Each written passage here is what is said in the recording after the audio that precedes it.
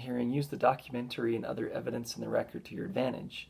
Before the hearing, review the appeals packet of evidence and highlight any information that can support your case.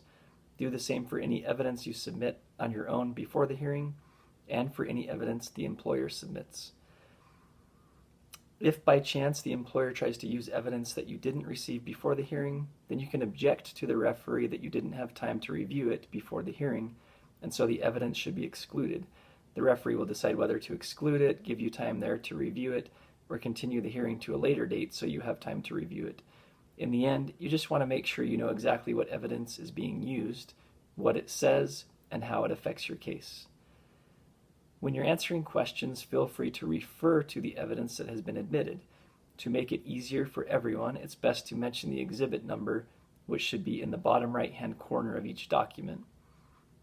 So for example, you could say something like, I was not terminated for breaking any rule or policy. As you can see in the email from my supervisor in exhibit number 14, it says I was laid off due to a downsizing of the company. When the employer's representative is giving testimony, you can also use documents that support your case to make important points.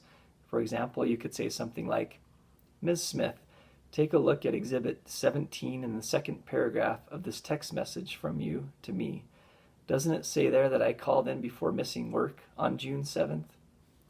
Make sure that any evidence you want to use is officially admitted into the record before you refer to it. To get it admitted, the referee will need to know what it is, who created it, and why it's relevant.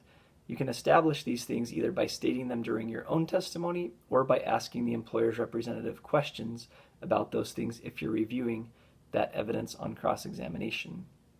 Another important point, if you find any evidence that hurts your case, then be prepared to explain it, or if possible, before the hearing, find evidence or witnesses that can discount the negative evidence or counter it and submit that evidence. You can't always eliminate the impact of negative evidence, but see what you can do in advance to be prepared to address it. For the rest of this lesson, let's briefly talk about some of the typical documents you'll find in the appeals packet. Most of the documents are just summaries of what you filed and other basic information. What you might want to pay closer attention to, though, depending on your issue and your case, is the records of telephone calls from Dieter to you and to the employer and any written response from the employer.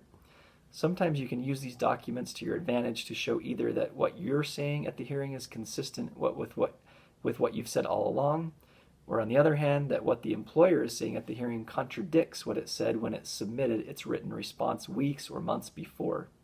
Maybe some of the employer's prior responses will even support your case. Often, the information in the original appeals packet doesn't help all that much, but review it to see if there's anything helpful there. Also, pay close attention to any additional evidence submitted by the employer, which you should receive before the hearing. Evidence other than your testimony can be a very useful tool to help win your case. So provide whatever evidence you can find to support your case and be prepared to address any evidence that might harm it.